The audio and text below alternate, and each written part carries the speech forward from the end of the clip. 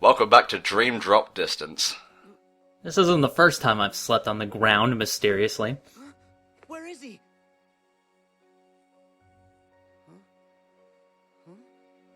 I have a feeling a terrible thing is gonna happen here later, but I just can't shake it. Please no, Helldragon. I want to put off that moment as long as possible. I'll always remember Neku by his gratuitous airtime. Are the two of them in league? His arms are shockingly skinny.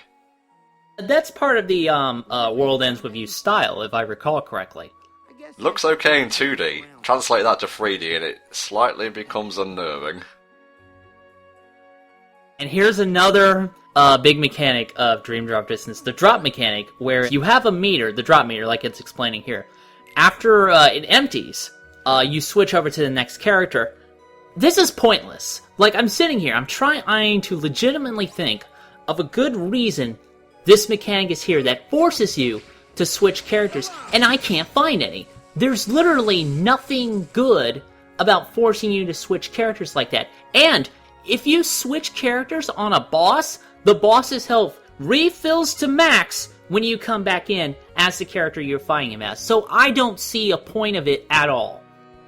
You also get all your health back. In the original version, I think, I'm not completely sure about this, but I think you kept the amount of health you had when you got back to that boss. Well, at least they changed that, but still, it's a really pointless mechanic that, again, Birth by Sleep did better. Separate stories you can play. It wasn't complex or new or amazing, but it came down with a little case of actually working right.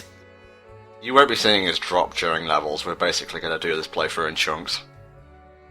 You can buy an item called Drop Me Knots, which refill your drop meter, basically rendering the entire mechanic pointless. Of course, as a result, since you don't want to drop, you always need one slot of your command deck devoted to Drop Me Knots. A total waste, in my opinion.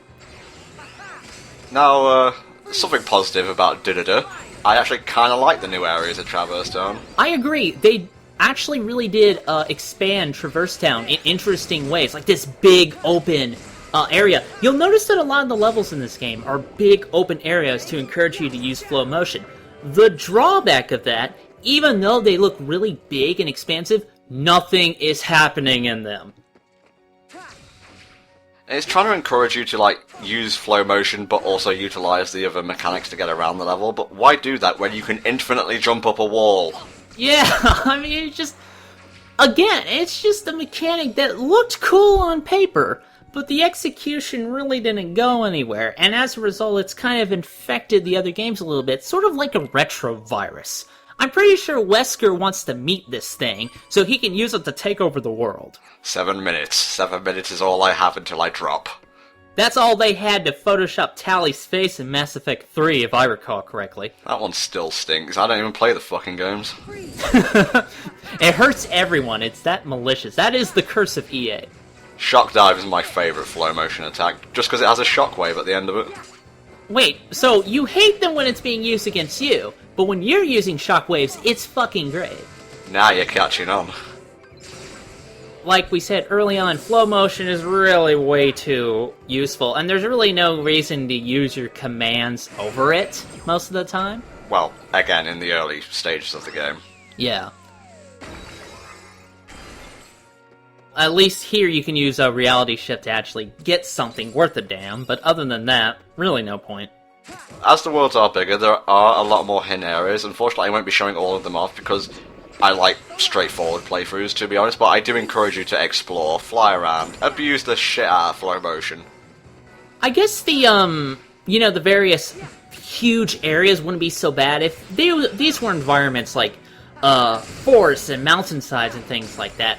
But some of these tend to be based on cities and realistic locations, and there's no people. There's nothing going on, so it just really feels kind of empty. Granted, you are in a dream, but you'd think there'd be at least a population to justify having a place this big. I mean, the lights are on, but no one's at home, apparently.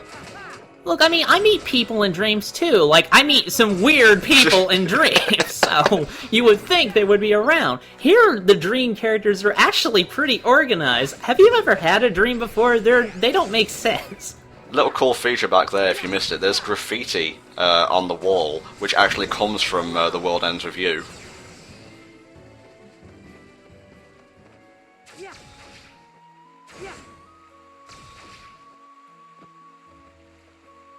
The bit of me that loves the platforming in the K8 series kind of threw up the first time I did that. In other KH games, this would be like a late game item that you'd be able to acquire when you had like high jump and super glide, and granted you can still get those abilities, but once more, why do you need them if you can just infinitely jump up a wall and get what you want? Yeah, at least you're not looking for like new flow motion abilities, which would make the game even more ridiculous. You do want to find those big treasure chests, though. Most of the normal treasure chests don't really have shit worth a damn, but you want the big ones for commands and things like that.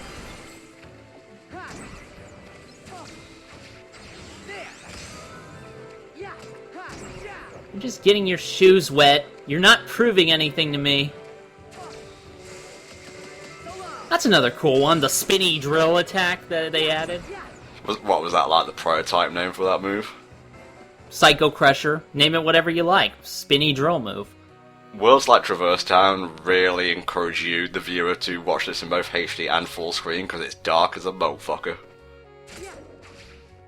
Oh, I didn't know you could grind up here. Then again, I didn't really care. Wee!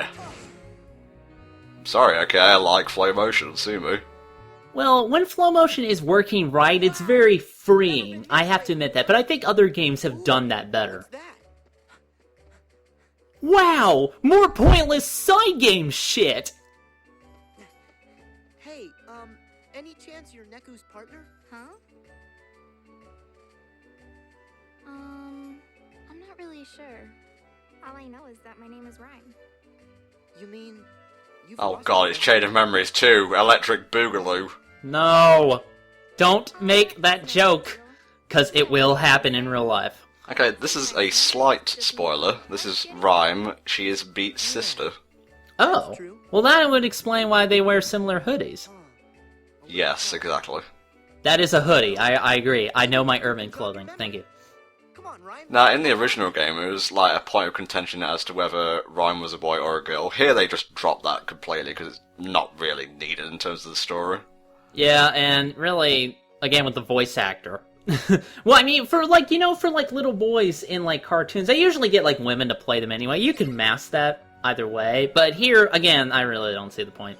Going back to Chain of Memories, Flick Rush is actually kind of an extension of that, in that you use cards along with Dream Eaters to battle other Dream Eaters. Fun fact, I mentioned that characters like Sho Minamoto don't actually appear in the game, but they do appear as your opponents in Flick Rush. They only appear as like a text card, but they're there. Heina, Pence, and Olette appear as well. Another interesting fact is that much like Chain of Memories, Flick Rush is pretty fucking pointless. Unlike the story of Chain of Memories. Well, I don't... Well, we're not here to like shit you like.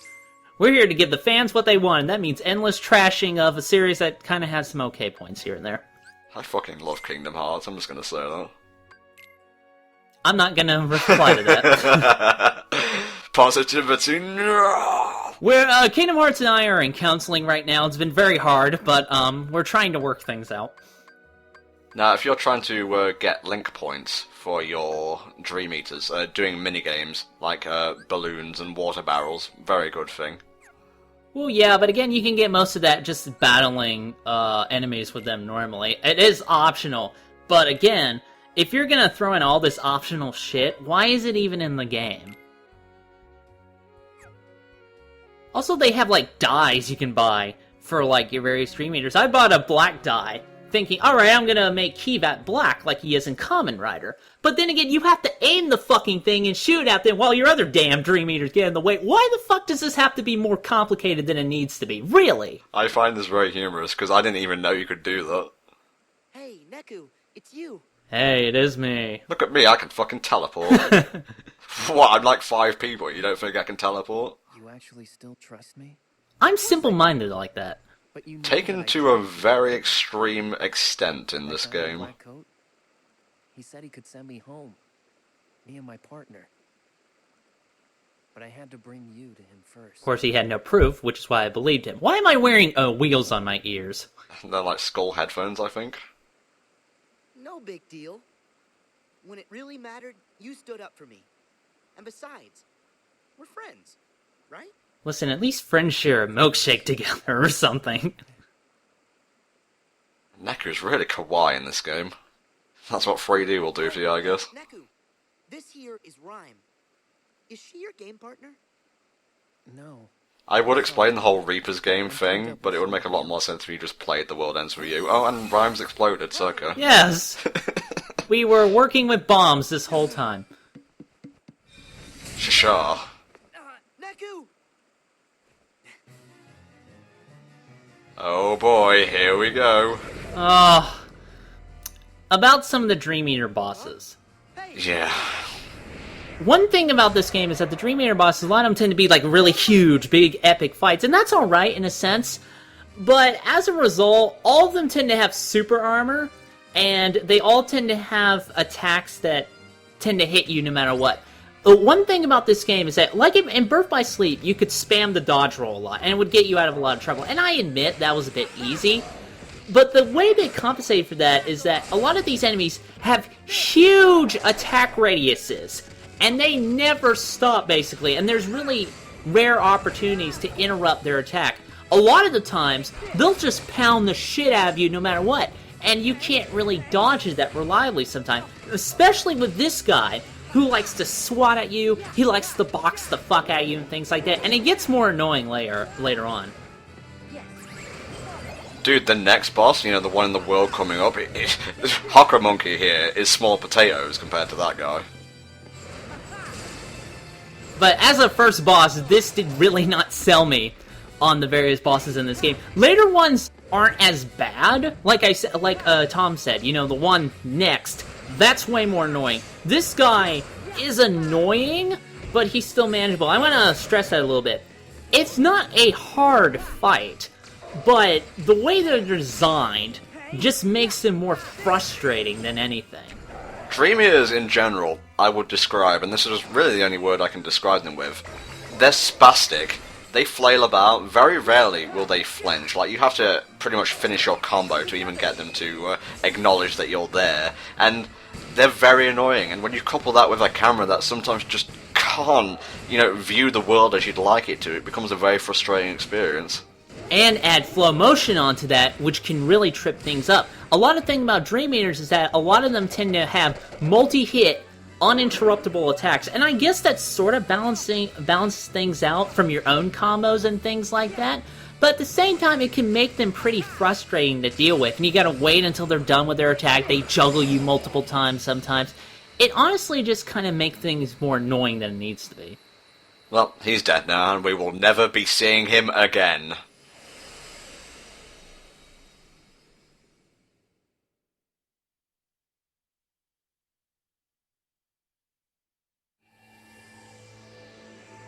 I'll be back in Rocky 3.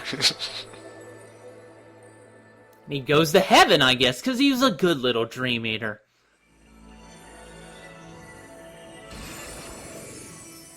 It was 4th of July not too long ago. I guess that's appropriate. Sora, I'm dead! Avenge me! Well, there were fireflies back there. We're seeing people in spirit form. Is this FF10? You know, the less we bring FF10 into this, the better. Joshua. You know, I think Joshua at one point passed the fabulous threshold, and he can just vanish and reappear whenever he wants in a flash of rainbow light now. That is the power of JoJo. I'm glad you're okay. What is that weird sun thing he keeps using? Is that part of The World Ends With You? Is that spoiler territory? Not as far as I know. I think it's the portal between worlds. Like, you know, Sora's in one side, Riku's in another. Are you the one who took Rhyme away? And why do you know my name? If you'd like to settle down for a sec. It's funny because the World Ends With You characters are so grounded. Yeah, it is kind of refreshing, actually. And Sora and Riku actually play off them very well, but like I said, they're just not utilised as well as they could have been. They don't even fight alongside you. Yeah. Like, Neku summons his thing, it hits one of the nightmares, and then he runs off. Why wasn't he with you in that opening battle? Next question.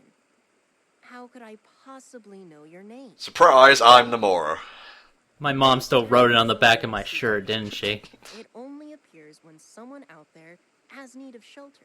Okay, we knew that. I'll spare you the details, but Thank you. right now it's made up of my dreams. You dreamed that piece of shit we just fought? What the hell? I wondered why it was more flashy and fabulous. Really? So all the Dream Eaters came from Joshua. It makes so much sense. I'm kind of omniscient. I'm sort of great. Yeah, pretty cool. He's right inside this projection. In another imagining of this world. If it doesn't make sense now, don't worry. They will continue to not make sense. Can I get there with your portal thing? Sad to say, it won't work for you. My portal thing only opens for the one with Rhyme's dreams. In this projection, you're seeing another chain of events. Stairs! A world trapped by the dream eaters. In this world, there are no stairs. There's plenty there. Lots of ramps, though, for the wheelchair people. It's very, you know, friendly like that. Dun dun dun. Him again. Yes, him again. A phrase that will become ominous as the game goes on. Huh. Who's that? I don't know, but I'm sure he's going to be annoying. That was the least satisfying black coat reveal in the entire series. Shiki.